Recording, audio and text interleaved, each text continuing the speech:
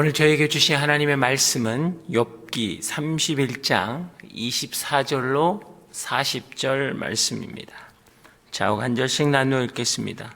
내가 금을 신뢰했다면, 순금에게 너는 내 의지하는 것이다 라고 말했다면, 내가 많은 재물 때문에 내 손에서 많이 얻었다고 기뻐했다면, 내가 빛나는 해를 보거나 달이 위에 환하게 뜨고 지는 것을 보고 내 마음이 은근히 유혹당했거나 내 손에 스스로 입을 맞추었다면 그것도 심판받아 마땅한 죄다. 내가 높이 계신 하나님을 부인한 것이기 때문이다. 내가 나를 미워하는 사람이 망한다고 기뻐하거나 그에게 닥친 고난을 흐뭇해한 적이 있는가?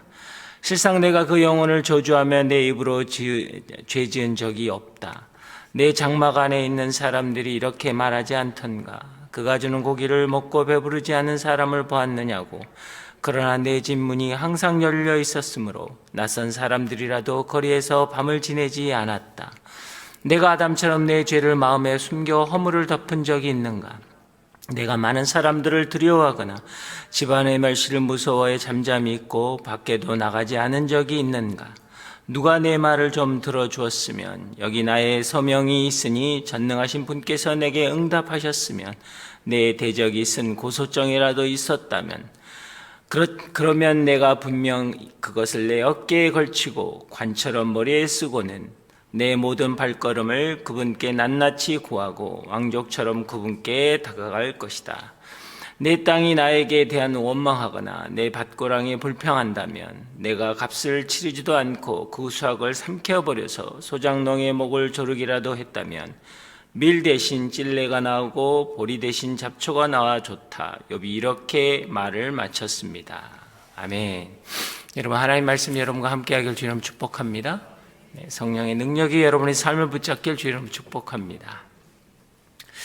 오늘 본문 31장은 3장부터 이어진 욥과 세 친구들과의 긴 변론의 마지막 부분입니다. 세 친구들의 말에 마지막 욥의 변론이 26장으로부터 시작해서 오늘 31장으로 끝이 납니다. 욥은 지난날 형통했던 것을 회상하기도 하고, 또 고난의 터널을 지나고 있는 현재의 처절함에 대해서 고백하기도 합니다. 그가 느끼는 여러 가지 감정과 표현들을 그는 계속적으로 고백하고 있습니다. 특히 31장은 욥 자신이 얼마나 하나님 앞에서 믿음을 지키며 정결하게 살았고, 그리고 그 삶이 하나님 앞에 얼마나 원통하고 고통스러운지를 소원하고 있습니다. 그러면서 다시 한번 그의 눈이 하나님을 향하고 있지요. 하나님 앞에서는 그 누구도 의롭지는 못합니다. 그래서 많은 성경학자들이 이것을 표현할 때 그의 의로운 행함에 있지 않고 그의 마음에 있다. 그래서 많은 부분들이 그 행함을 의롭게 여기지만 결국 그는 의롭지 않았다라는 표현을 합니다. 그러나 저는 우리가 욥의 결론을 알듯이 하나님이 친구들을 그들이 잘못되었다라고 하고 욥을 온전히 회복시키는 부분을 보면서 우리가 이 부분을 좀 해석해야 할 부분이 있다라고 생각을 합니다. 욥의 자신의 어떤 선함을 강조하는 것보다는 자신의 선한 모습을 바라봐 주시는 하나님을 강조하고 있다라는 거예요. 내가 이런 일을 행했다라는 데 포인트가 있는 것이 아니라 나의 행동과 생각을 하나님이 보고 계신다라는 것입니다. 내가 내 눈과 언약했는데 어떻게 처녀에게 한눈을 팔겠는가라는 것은 이것이 자신의 정결함을 이야기하는 것이 아니라 높으신 곳 위에 계시는 전능자를 보고 살았기 때문에 다른 것을 볼 수 없었다라는 거예요. 하나님의 시선으로 세상을 바라보았다라는 것입니다. 하나님을 향한 욥의 시선은 하나님을 다양하고 풍성하게 이해하고 있다라는 것이죠. 우리는 하나님의 마음과 말씀, 시선을 의식하고 살아야 합니다. 욥이 고통을 당하기 전의 삶은 많은 것을 누렸습니다. 많은 것을 가졌습니다. 그러나 그는 이렇게 고백합니다. 그것을 유지하기 위해서 하나님을 믿은 게 아니라는 거예요. 하나님을 믿는 것이 기뻤고 자발적으로 여기서 나오는 16가지의 죄를 범하지 않았다는 것입니다. 하나님을 믿는 것, 하나님의 말씀대로 사는 것이 얼마나 기쁘고 그 기쁨 때문에 나는 자발적으로 감사하며 경건한 생활을 했다라는 것이에요. 그렇기 때문에 아무리 돌아보아도 하나님 앞에 큰 죄를 지어서 벌 받는다는 것에 대해서는 인정치 못하겠다라는 거예요. 하나님을 믿는 것이 너무나 좋아서 믿었지 내가 받은 축복을 움켜쥐기 위해서 믿은 게 아니라고 이야기하는 것입니다. 여러분, 신앙의 삶은 의무가 아니라 특권인 것입니다. 그래서 오늘 저는 이 본문을 통해서 하나님을 믿는 것이 기뻐서 자발적으로 사는 삶이 도대체 무엇인가라는 부분들을 나누길 원합니다. 첫 번째는 24절에서 28절 말씀에 나온 내용들인데요. 결국 만일 내가 내 소망을 금에 두고 재물을 많이 얻은 것에 대해서 기뻐했다면 나는 온전한 신앙인이 아니라는 것이죠. 그것은 재판받아야 마땅하다는 것이에요. 나는 그렇게 살지 않았다라는 것입니다. 소유를 목적으로 삼았거나 재산을 하나님의 대용품으로 여기지 않았다라는 것입니다. 우상 숭배로 하나님을 속여 부정한 삶을 살지 않았다라는 것이죠. 재물이나 부귀영화나 내 필요를 채우는 일 앞에서 삶의 우선순위를 분명히 했다라는 것입니다. 여러분, 삶의 우선순위는 자기의 정체성입니다. 무엇을 위해 살아가야 할지를 아는 것이지요. 빌립보서 1장 12절을 보면 형제들이여 내가 당한 일이 오히려 복음의 진보를 가져온 사실을 여러분이 알기 바랍니다. 사도 바울은 죽도록 주님을 위해 그리고 주님의 피값으로 세워진 교회를 위해서 충성되게 살았습니다. 그런데 그 결과 그는 감옥에 갇히게 되었다라는 것이죠. 그의 고백이 주님 너무나 힘듭니다. 주님을 위해 살았는데 주님 저를 감옥에서 빼어내어 주십시오 라고 기도하지 않았다라는 거예요.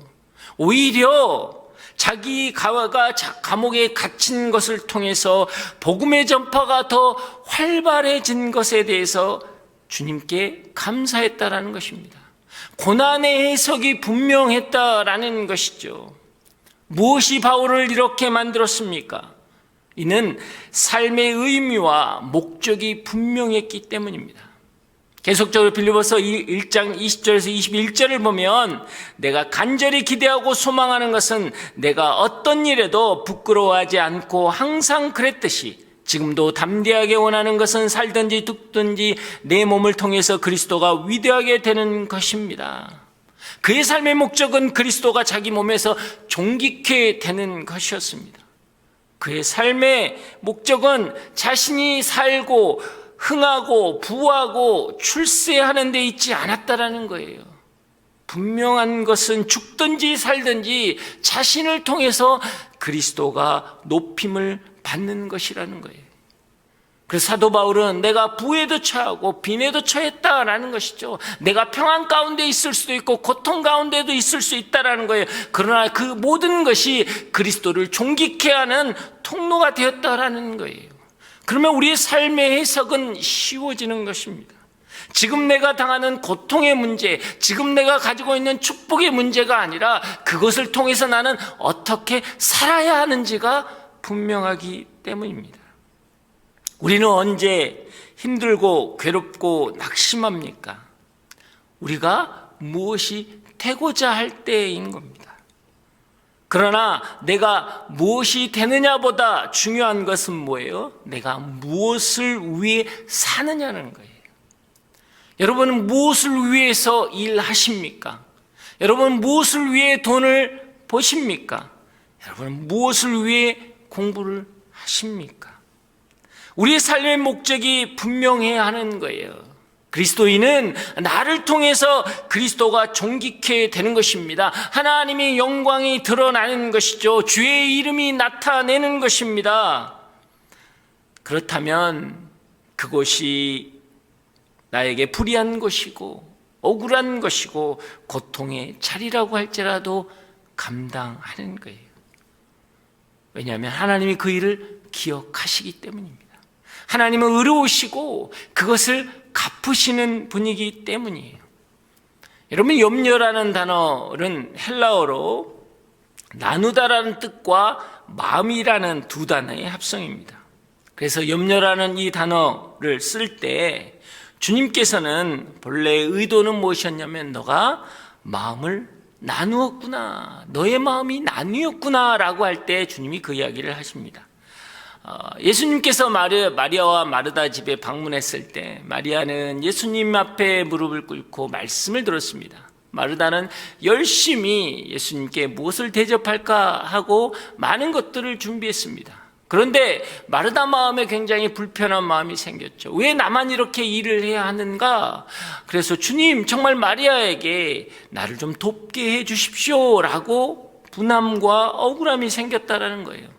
그럴 때 주님이 마르다에게 하신 말씀이 있습니다. 마르다야, 마르다야, 너는 많은 일로 염려하고 근심하고 있구나. 여러분, 섬기는 일, 여러분, 그건 매우 중요한 일입니다. 그것이 나쁘다라는 게 아니죠. 그러나 그녀의 마음이 나뉘어 있기 때문이라는 거예요.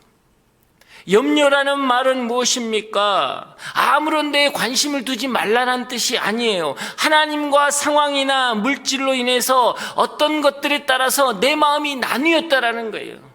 내가 기도하지만, 내가 예배하지만 내 마음이 나뉘어 있기 때문에 그것은 하나님께 집중할 수 없다라는 것입니다.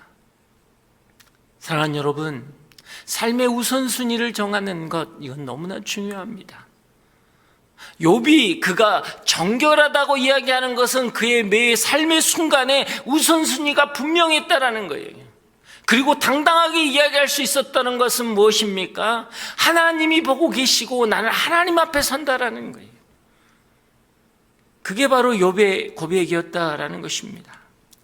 두 번째는 29절에서 32절까지의 말씀인데, 욥은 한 입 갖고 두말하지 않았다라는 거예요. 입술로 범죄하지 않았다라는 것입니다. 자신의 주변에 있는 사람을 전심으로 섬기고 나누었다라는 거예요. 나그네를 환대했다라는 것입니다. 나에게 원수된 자에게 잘못됨이 있을 때, 잘못되어졌을 때 기뻐하지 않았다라는 거예요. 결국 두 마음을 품지 않았다라는 겁니다. 여러분, 성경에는 마음을 심령, 영혼이라고 기록하고 있습니다.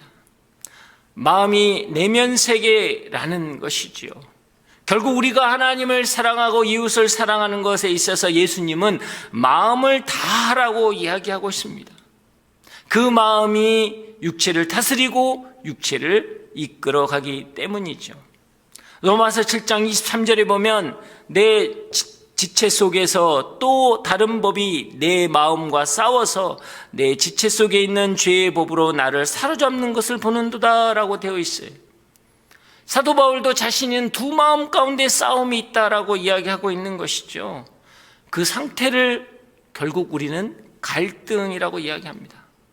이렇게 생각해서는 안 되는데, 이렇게 말해서는 안 되는데, 이렇게 행동해서는 안 되는데 하면서도 우리는 감정에, 우리의 생각에 사로잡혀서 그 일을 쏟아낼 때가 있는 거예요. 우리 자녀들도 그렇잖아요. 자녀들이 저럴 때 우리가 아는 것은 그래, 축복하고 내가 신뢰하고 내가 믿어줘야지라고 하지만 나에게 쏟아대는 말들은 정반대의 개념이에요. 그게 내 감정이고 내 생각이기 때문이에요. 그래서 항상 우리는 두 마음에 갈등하는 거예요. 믿음과 신앙이라는 것과 세상에서 살아가는 법, 세상의 법에 대해서 우리는 항상 갈등하게 된다라는 것이죠. 여러분, 우리의 내면을 이런 갈등 상태로 방치하게 되면 우리는 혼란 가운데 있는 것입니다. 여러분, 혼란의 끝에는 내가 하나님의 말씀대로 살지 못했다라는 자책감, 그 자책감은 죄책감에 빠지게 되는 것입니다. 여러분, 그 죄책감이 오래가면요 무기력해지는 거예요. 그러면 마음의 어떤 갈등조차도 우리는 느끼지 못하는 것입니다. 그냥 감정과 생각에 이끌리는 대로 말하고 행동하는 거예요. 겉사람과 속사람이 일치하지 않는 상태로 오래가게 되면 여러분, 우리는 그건 영적인 데미지, 굉장히 큰 손상이 오게 되는 거예요. 그러면 정직성, 진정성, 마음의 중심이 무너지는 것입니다. 마치 이것은 주인 없는 밭과 같은 거예요. 주인이 없는 밭은 표가 나는 것입니다. 밭에 잡초가 무성하게 되는 거예요. 나중에는요, 뭘 해도 할 수가 없는 거예요. 씨를 뿌려도 씨가 여러분 수확이 제대로 나지 않는 것입니다. 이게 바로 우리의 마음의 상태일 수 있는 거예요. 아무리 말씀을 듣고 아무리 예배 가운데 있고 아무리 기도 가운데 있음에도 불구하고 우리는 아무것도 할 수 없는 상황이 되는 거예요. 그래서 우리 안에 두 마음이 있는지를 항상 점검하고 이것이 하나가 되게 해야 하는 것입니다. 이게 하나가 되었을 때 우리는 선택에 있어서 힘이 생기는 거예요. 여러분, 선택의 능력은 내면의 단순화로부터 오는 것입니다. 하나님의 일에 쓰임받은 많은 사람들의 특징은 무엇입니까? 아주 어려운 일을 쉽게 결정하는 거예요. 아브라함은 어떻습니까? 본토 친척의 아비 집을 떠나 내가 지시할 땅으로 가라. 그러나 내가 어디로 갈지 모르는 거예요. 이건 굉장히 중요한 이야기입니다. 그런데 너무나 쉽게 선택되어지는 것을 알 수 있습니다. 요셉이 이야기합니다. 당신들이 나를 해치려고 했으나 하나님은 그것을 선으로 바꾸셨습니다. 얼마나 분했겠어요. 얼마나 아팠겠어요. 그러지만 형들 앞에서 그는 단순하게 이야기하는 거예요. 하나님이 선으로 바꾸셨다라는 것이죠. 다윗이 정말 사울을 죽일 수 있었던 그 기회 앞에서 뭐라고 이야기합니까? 당신과 나 사이에 하나님이 판단하실 거라고 그냥 쉽게 선택하는 거예요. 그 이유는 무엇입니까? 내 삶이 단순해지고 내 마음에 두 마음이 없기 때문이에요. 내가 때로는 분노하는 마음이 있고 내가 때로는 정죄하는 마음이 있음에도 불구하고 하나님을 신뢰하며 내 마음을 집중하게 되면 우리의 선택은 단순해지는 거예요. 여러분의 삶의 자리에서도 마찬가지예요. 수많은 문제와 상황 속에 있지만 이것이 근심과 염려와 걱정이 있으면 두 마음이 되는 거예요. 마음이 나는 거예요. 하지만 내가 하나님을 신뢰한다라는 그 믿음이라는 이야기는 내 마음을 하나로 집중하겠다라는 거예요. 그러면 내가 선택에 힘이 생기는 겁니다. 그러면 세상이 감당할 수 없는 일들을 해 나가는 거예요.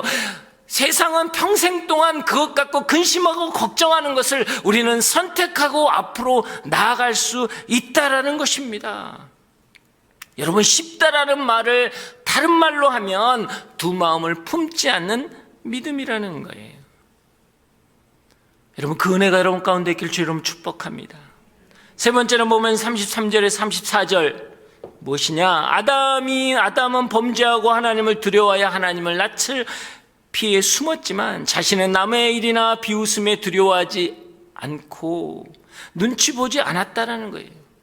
자신의 죄를 숨기거나 은폐한 적이 없다라고 당당한 것입니다. 이것은 하나님의 시선을 의식하면 세상 앞에서 당당하게 살 수 있다라는 거예요.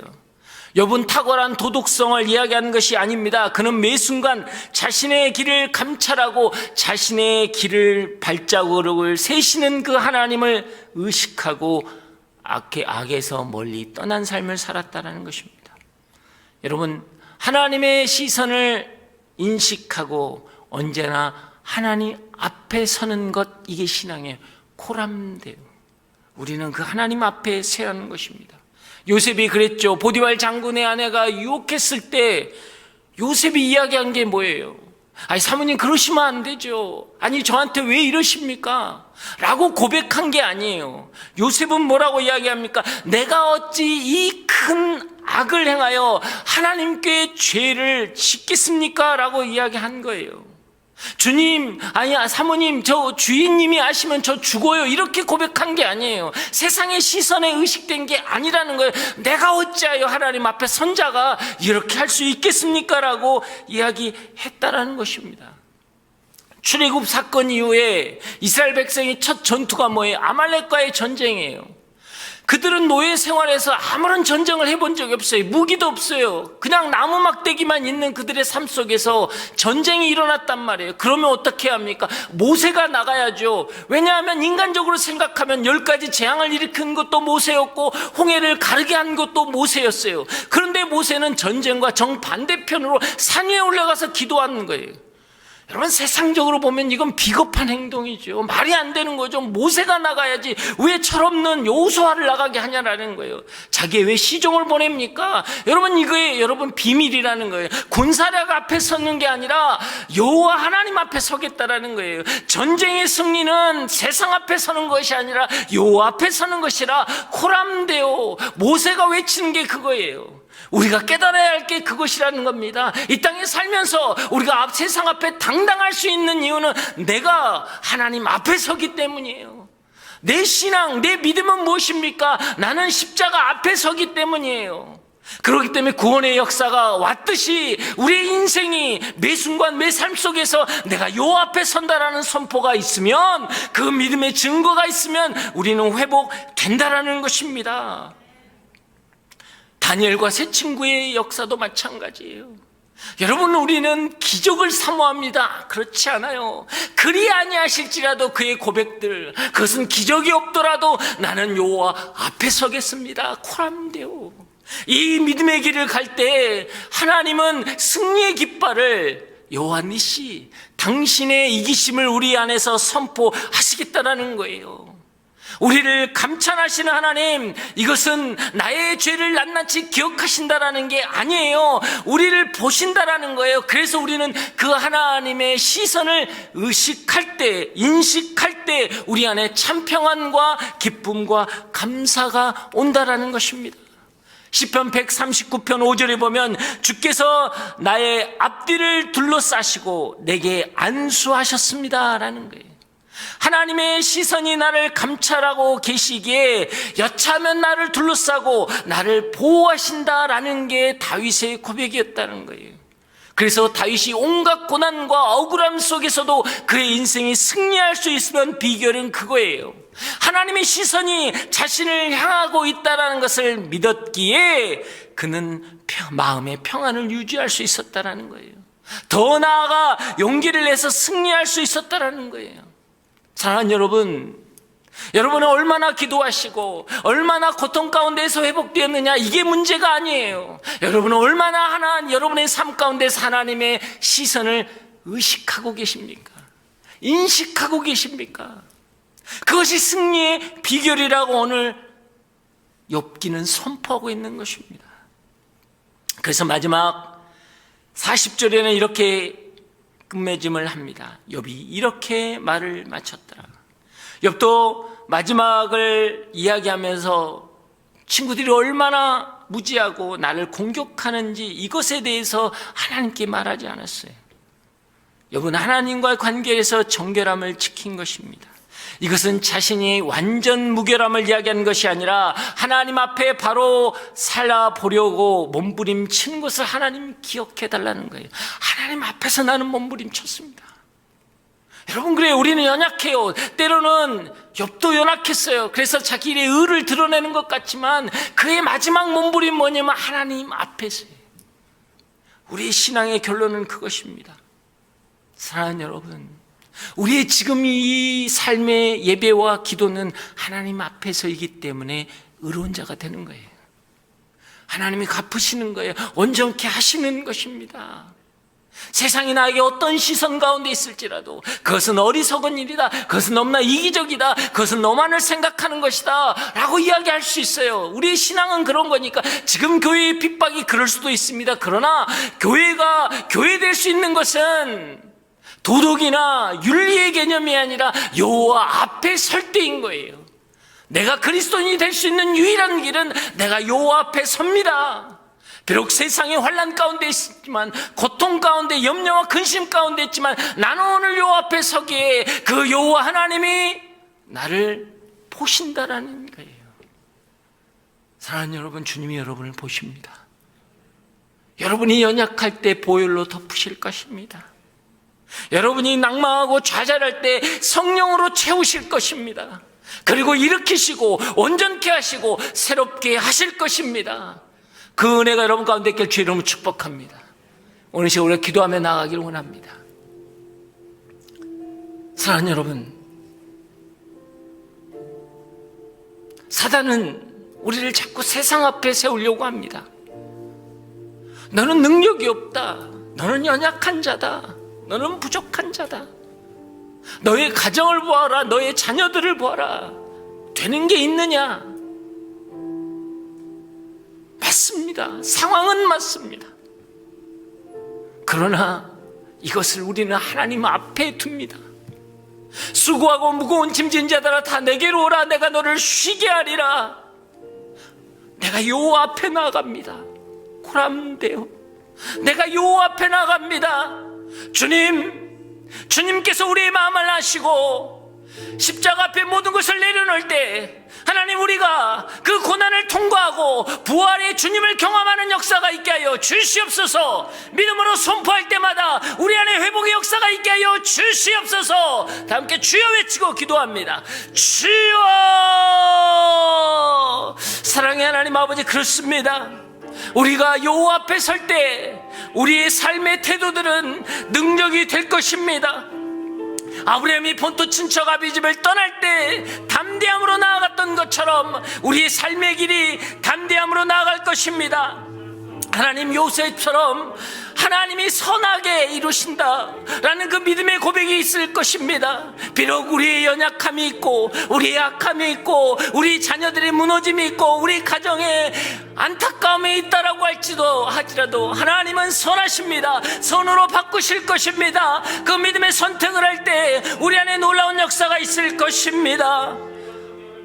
다윗처럼 우리는 다시 한번 고백합니다. 내가 아무리 억울하고 내가 아무리 내 마음을 몰라주는 인생들 가운데 있을지라도 하나님께서는 그 상황과 나의 상황 속에서 판단하실 이는 하나님이라는 것입니다. 그 믿음으로 고백하며 나아갈 때마다 우리 안에 승리의 은혜가 있게 하여 주시옵소서. 믿음으로 고백하는 자마다 일어날지어다. 주여 역사하여 주시옵소서. 아버지여, 우리의 길을 감찰하시고 우리의 발걸음을 세시는 그 하나님을 인지하고 나가기를 원합니다. 인식하고 나가기를 원합니다. 그래서 악에서 멀리 떠나기를 원합니다. 주여 역사여 주시옵소서. 비록 내가 세상에 가운데 있을지라도 내가 산을 향해 눈을 듭니다. 손을 들어 여호와를 바라봅니다. 이것은 우리가 회피하는 것이나 비겁한 것이 아니라 여호와 하나님만을 바라보는 우리의 믿음의 선포 임을 고백하게 하여 주시옵소서. 주여 은혜 내려 주시옵소서. 주님 역사여 주시옵소서. 주님 붙들어 주시옵소서. 오늘 시간 다시 한번 우리가 믿음으로 고백할 때 하나님, 두 마음 품지 않겠습니다. 염려란 내가 세상의 마음을 두는 것입니다. 내 안에는 지금 염려와 근심과 낙담과 좌절을 하나님께 내려놓습니다.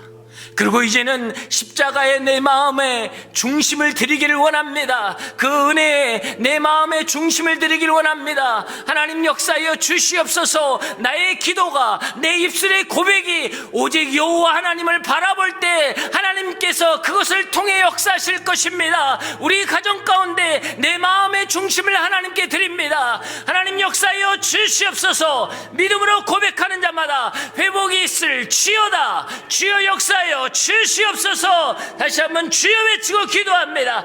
주여! 하나님 아버지, 그렇습니다. 우리의 마음을 하나님께 집중하기를 원합니다. 나의 삶의 의미와 목적은 여호와 하나님께 있음을 내가 고백하기 원합니다. 나의 삶의 목적이 그리스도가 내 몸을 통해 존귀케 되는 것임을 알게 하여 주시옵소서. 주님 은혜 내려 주시옵소서. 내가 무엇이 되고자 하는 것이 아니라 내가 무엇을 위해 사는가를 하나님, 내가 다시 한번 바라보게 하여 주시옵소서. 내가 부에 처하고 빈에 처할지라도 오직 그것을 통해 여호와 하나님이 존귀케 되게 하여 주시옵소서. 나의 가정 가정과 나의 자녀들과 나의 삶의 터전 가운데에서 하나님만이 드러나는 놀라운 역사가 있게 하여 주시옵소서. 주여 은혜 내려주시고 붙잡아 주시옵소서. 내가 마음이 나누지 않기를 원합니다. 마르다처럼 바빠서 하나님 나에게 염려와 근심이 있지 않게 하여 주시옵소서. 세상의 일을 하면서 내 마음이 뺏겨서 두려움과 염려와 좌절과 낙담 가운데 있지 않게 하여 주시고 그것을 통해서 내가 일어나고 회복되고 온전케 되고 여호와께서 오늘 나와 함께 계시는구나, 지금 여호와께서 여기에 함께 하시는구나 라는 믿음의 고백이 있게 하여 주시옵소서. 주여 은혜 내려 주시옵소서. 마지막 우리가 기도하는 것은 이 땅에 우리의 자녀들과 다음 세대를 위해서 기도합니다.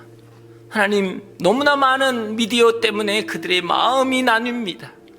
여호와 앞에 서는 것이 아니라 세상의 부귀영화 앞에 서는 그들의 연약함을 하나님이 기억하시고 하나님, 그들 가운데 다시 믿음이 회복되는 놀라운 역사가 있게 하여 주시옵소서. 말씀을 붙잡고 살아가는 인생들 되게 하여 주시옵소서. 하나님, 주여 외치고 기도합니다. 주여! 사랑의 하나님 아버지, 그렇습니다. 세상이 악하다고 해서 세상을 하나님 탓하지 않고 우리의 믿음의 여정을 걸어 나아가길 원합니다. 이 땅의 다음 세대들을 위해 우리가 기도하길 원합니다. 우리가 물려줘야 할 것은 코람되어 하나님 앞에 서는 것입니다.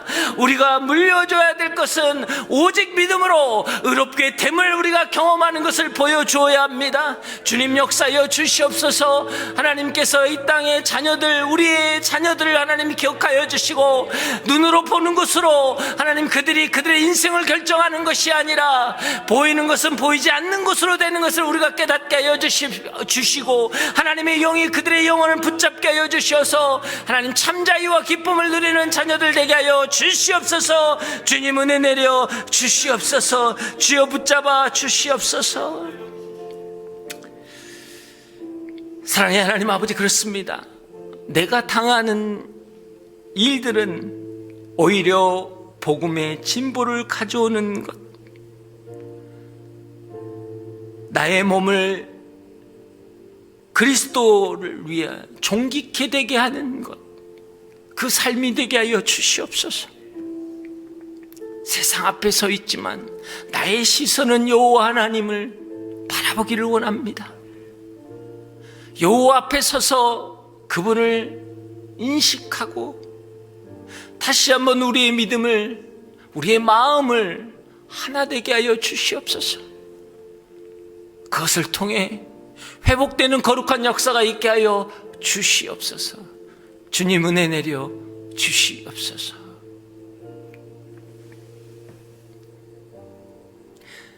이제는 우리 주 예수 그리스도의 은혜와 하나님의 그 크신 사랑과 성령의 교통하심과 만지심이 고람되어 하나님 앞에서 하나님께 나의 시선을 집중하기를 고백하는 여기에 머릿속에는 한 분 한 분 위에 이분들의 가정과 자녀와 삶의 터전 위에 이 땅의 다음 세대 위에 지금부터 영원히 함께 하시기를 간절히 축원하옵나이다. 아멘.